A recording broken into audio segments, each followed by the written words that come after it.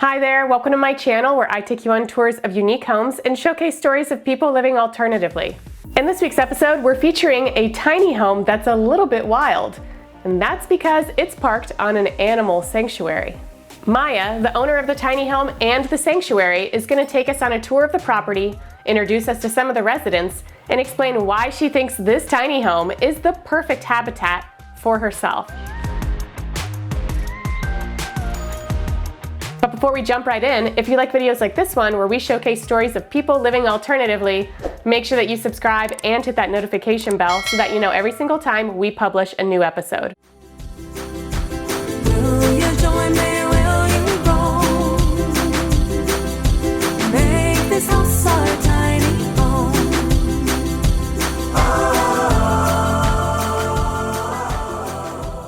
My name is Marcia Higa. I'm the founder and executive director at Alveus Sanctuary, and I live on site in a tiny house.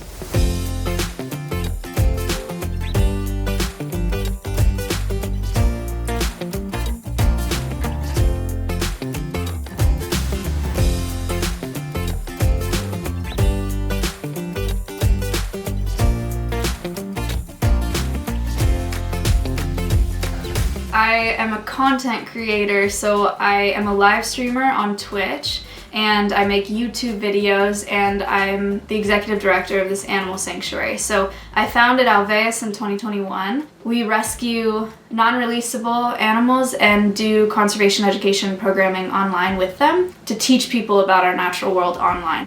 I started streaming in 2019 rehabilitating hawks in California. So I started live streaming that, and it was a really cool way for those people to build a connection to the animal that I had on screen.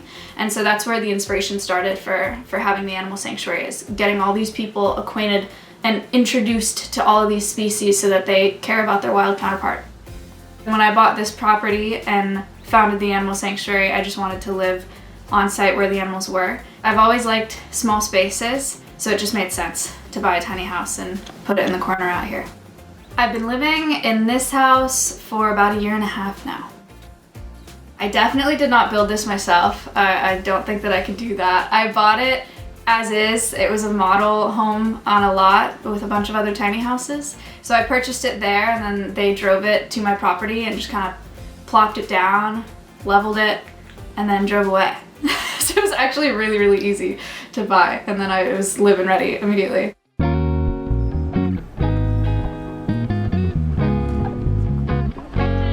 My house is 380 square feet about, so it's 35 feet long by 11 feet wide. When I was picking a tiny house, I really wanted something that got a lot of light, so I was looking for a lot of windows. I think it helps a lot that I have pretty high ceilings, so it actually doesn't feel tiny to me at all. It doesn't feel like a tiny house. And then I was really attached to having the loft. I love small spaces, and I love feeling like I'm really cozy and tucked in somewhere, so I wanted to be able to sleep in a loft. Challenges living with a tiny house. One, I'm already kind of a messy person, and when you have a tiny house, if you leave stuff out on the counters or on the tables, it just looks like you have so much stuff all of a sudden. It looks like there's stuff everywhere. That's annoying. I've had to cut down on a lot of my stuff. Otherwise, it feels pretty normal to live in a tiny house. It's pretty easy.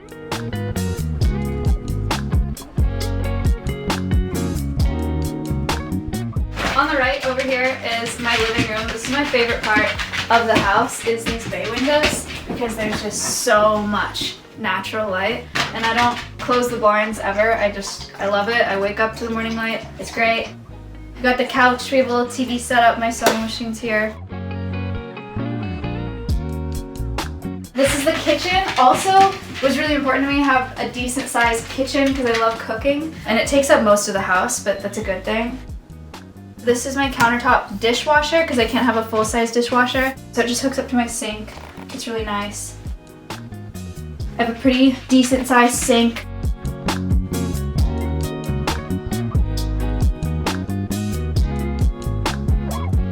I have a full-size fridge here. I also did this mosaic backsplash in my kitchen that I'm really proud of. And then this is my bathroom. It's kind of small, but the shower is pretty big. I put this mirror up. There's like a small medicine cabinet mirror when I bought it. And then over here, I have an office or a streaming room. It's such a weird setup. I had 2 ferrets. They were both really old and one of them passed away, and so I just decided to give the other one this whole room. And this is where I live stream from that computer. But this room is all potty pads because I have this guy who has free reign of my office. So 8 feet by 8 feet of this tiny house is dedicated to this creature. It's okay, he likes it. He deserves it. I also have a pretty big window in here. I painted this room pink because it's my favorite color. This is a piece of plywood that is literally screwed into this wall so that my dogs can't disturb my ferret mushroom. These are my dogs, Bella and Maverick. They live in the tiny house with me, obviously. This is my loft up here. So I sleep up here. It's pretty spacious. I do a lot of crafting. Oh, they're both coming up. I do a lot of crafting. So I have all my crafting supplies over here.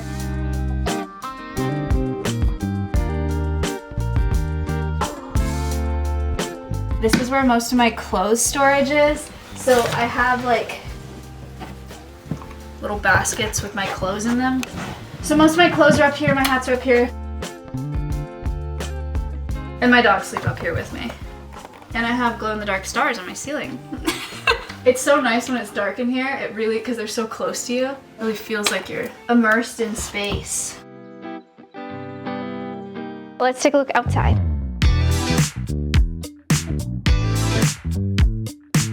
Out here, I've started building a sort of area to hang out, but I had motivation for like 2 days to do it and then I dropped it, so it's now kind of overgrown. I installed these 4x4s and am gonna do string lights, but I still haven't hung them up. The rest of my yard is enclosed by this privacy fence that I had built for my dogs, so they can run around in here all day, and they have a dog door to the house and all that. I don't do anything to trim down these plants and it looks really unruly, and that's because it is really unruly, because I try to leave it as undisturbed as possible to attract as many pollinators and invertebrates as possible. I love bugs. I'm really passionate about invertebrate conservation. So it's habitat for caterpillars and moths and butterflies and beetles, and there's just a ton of native plants in here where they can hang out, and it looks kind of crazy because it's undisturbed, but that's how they like it, so that's how I like it. I have a swing out here and I sit and read here sometimes with all my bug friends, and then I have electricity. We ran all of our electricity here, and water and internet. I have my AC unit back here. And then outside my yard is where the sanctuary begins. I lied, it's where my driveway begins. This is my car. The property that I'm on is about 15 acres, but pretty much all of it is for the animal sanctuary. We have around 35 animals here. We have foxes and monkeys and crows and donkeys and a cow and parrots and chickens and chinchillas and reptiles and bugs and a huge variety of species. I live in the corner of the sanctuary across from the foxes.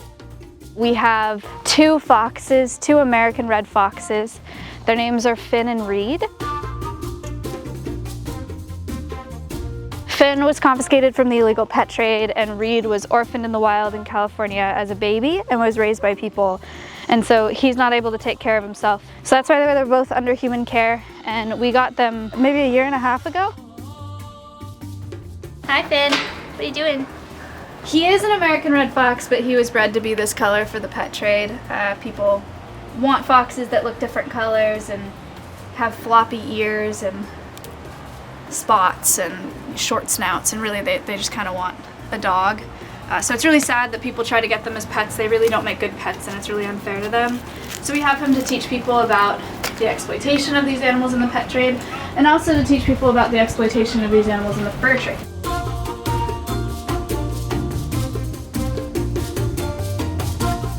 This is our tortoise enclosure.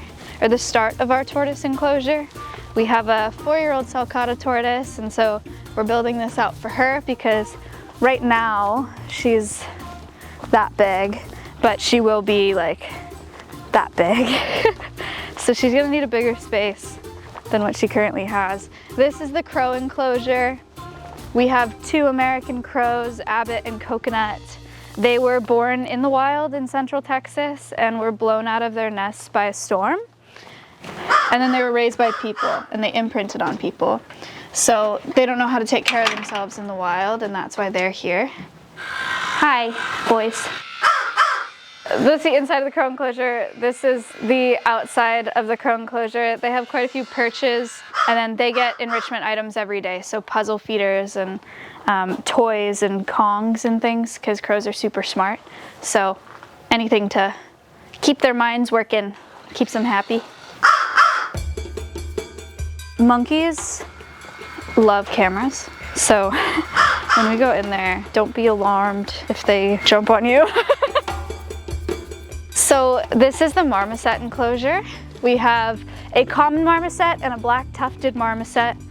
Their names are Appa and Momo. And we rescued them from a neglect situation. Someone bought them as a pet and then didn't take care of them properly. They had to get rehabilitated here with us. And now they live here to teach people about the exploitation of monkeys in the pet trade.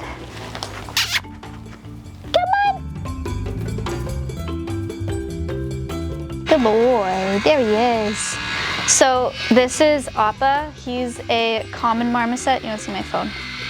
He's a common marmoset. When we got him, he had very little use of his back legs. He had metabolic bone disease, he had dental disease, he had vitamin D deficiencies, and he was rehabilitated here, and now he has a full enclosure that has outside space and he can run around, and he's doing much better physically and I hope mentally.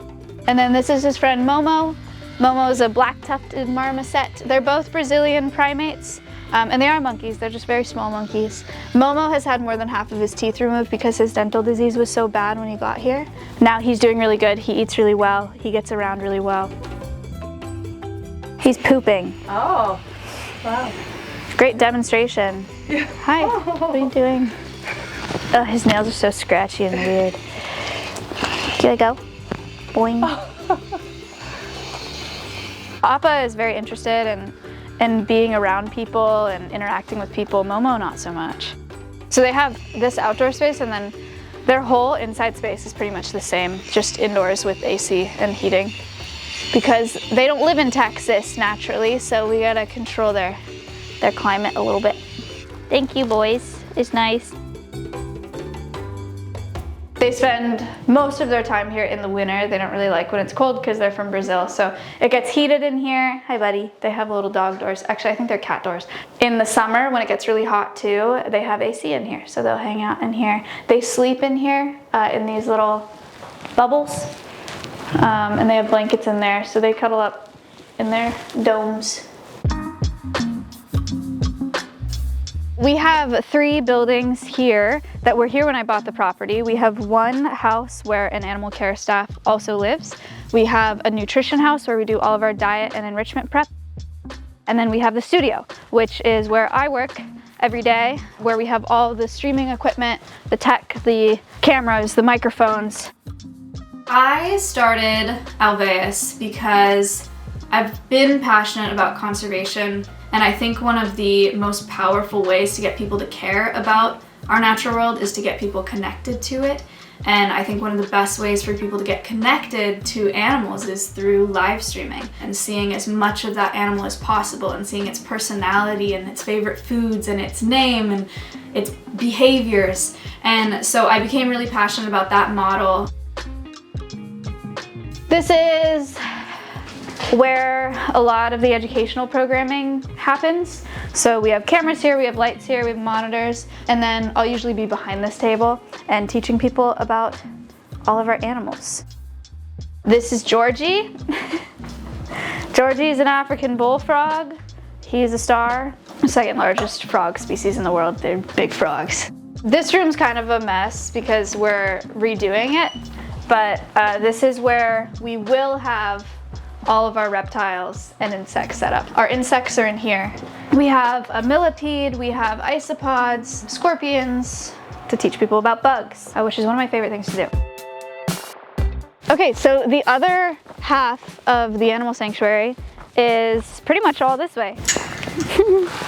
So this is the pasture. This is Stompy. Stompy is a common emu. This is an Australian bird. When I got him, he was only 14 days old, and now he's 2.5 years old. He's all grown up. Very sweet. So he was born at a zoo in California, and his mom didn't sit on his clutch of eggs, and so he was incubated by people and raised by people, and then was shipped here to be a part of our education program.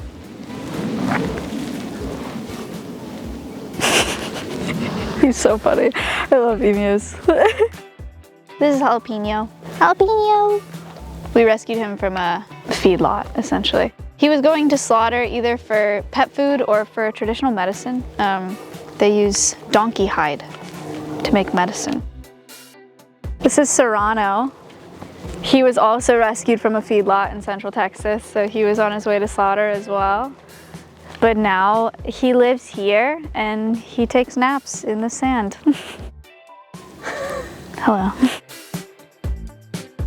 Over here we have Winnie the Moo. Winnie is a Red Angus beef cow. We got her from a beef operation in Oklahoma, so she would have been slaughtered for beef. She was raised for beef. But now she lives here instead to teach people about the environmental impacts of the agriculture industry and how you can use your consumer choice to help our planet. She is a fan favorite. She's a very sweet cow, and she just had her 2nd birthday party this past week. She's 2 years old. But normally a Red Angus beef cow would only live a year and then would be slaughtered for beef, so it's pretty cool that she's here. My favorite part about having an animal sanctuary is giving all of the animals that we have here the absolute best quality of life possible.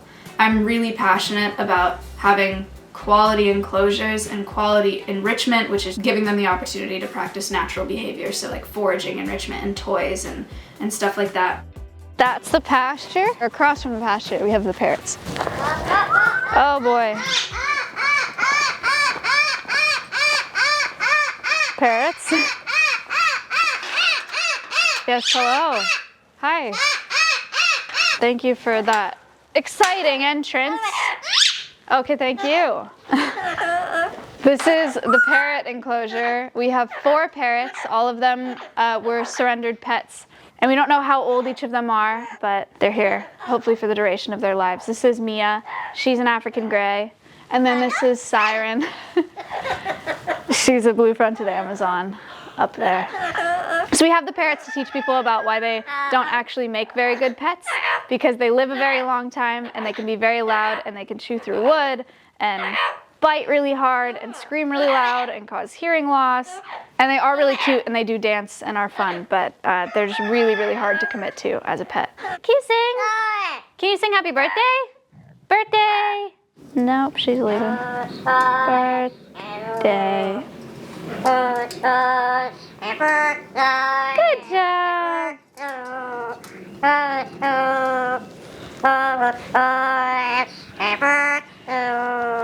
Birthday. Happy birthday. Birthday. And then we have macaws over here. This is Miley. She's a Catalina macaw, which is a hybrid between a blue and gold macaw and a scarlet macaw.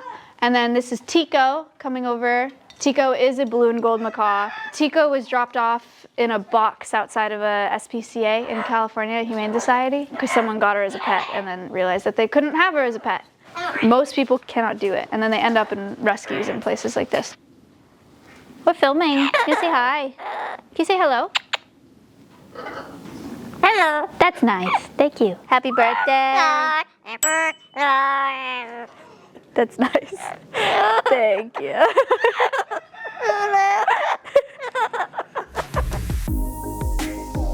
These are the chickens. Much lower liability.